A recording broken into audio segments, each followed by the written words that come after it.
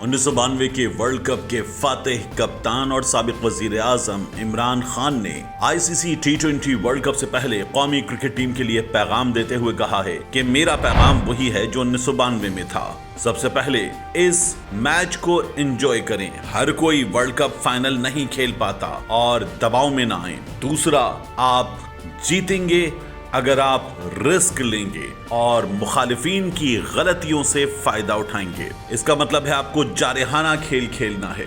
Good luck, پوری قوم آپ کی جیت کے لیے دعائیں کر رہی ہے۔